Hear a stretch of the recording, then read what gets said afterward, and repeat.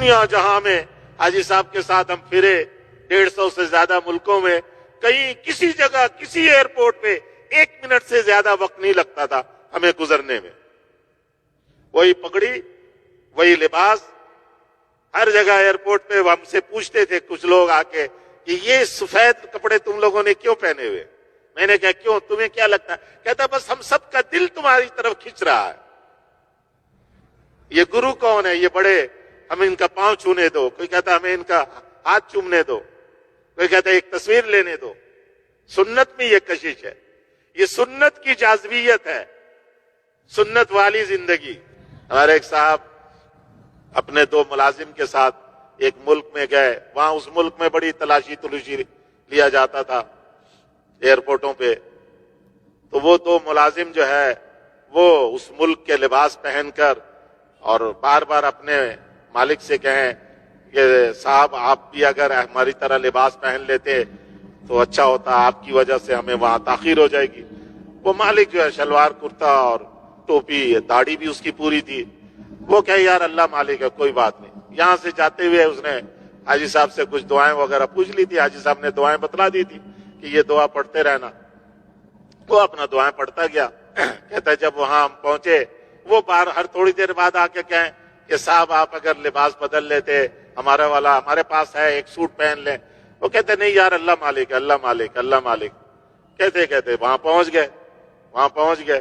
جب پہنچے تو اس نے کہانی سنائی کہ ایئرپورٹ پہ جب ہم لائن میں کھڑے تھے تو جو خاتون امیگریشن میں وہاں آگے بیٹھی ہوئی تھی، اس نے یوں لائن کو دیکھا تو دیکھتے میرے اوپر اس کی نگاہ ٹک گئی اور مجھے انگلی کی اشارے سے اس نے یوں کہا باہر ہو جاؤ،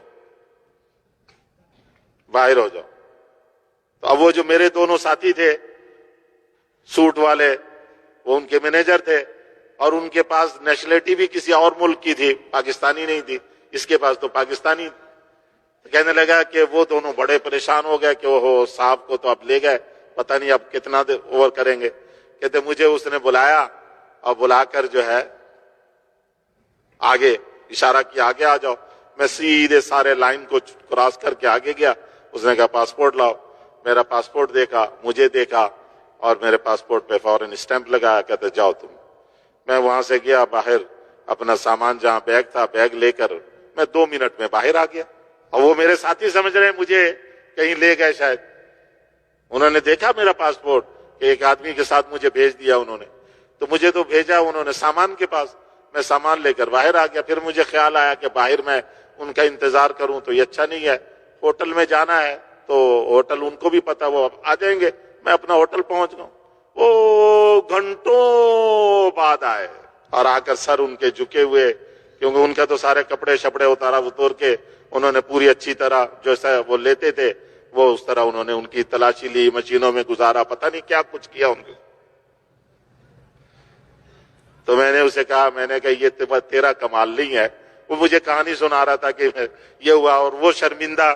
اسے نے کہا میں نے تجھے کہا نہیں تھا کہ اللہ مالک ہے؟ تجھے پتہ ہی نہیں کہ ان لباس میں کیا طاقت، حضور صلی اللہ علیہ وسلم کی سنت لباس میں کیا قوت، کیا کشش ہے. اس عورت کو کیا تھا کہ پورے لائن میں سے ایک آدمی کو باہر نکال کے اپنے پاس بلا رہے. حضور کی سنت داڑھی میں کشش ہے، حضور کے لباس اور ٹوپی میں کشش ہے، جاذبیت ہے. یہ دلوں پہ قبضہ کر لیتی یہ سنت لباس. جو سنت لباس سنت شکل صورت کو اختیار کر کے ڈرتا رہتا ہے، اللہ اس پر خوف مسلط کر دیتے، اللہ اس پر خوف مسلط کر دیتے. اور ہم نے دیکھا سب جگہ. میں نے بتایا نا کہ ایک جیسے 2 منٹ ہمیں نہیں لگتا تھا. اس لیے کیا فرمایا؟ حسنت علانیت، جو اعلانیہ اعمال ہم کریں وہ خوبصورت بنا کر پیش کریں.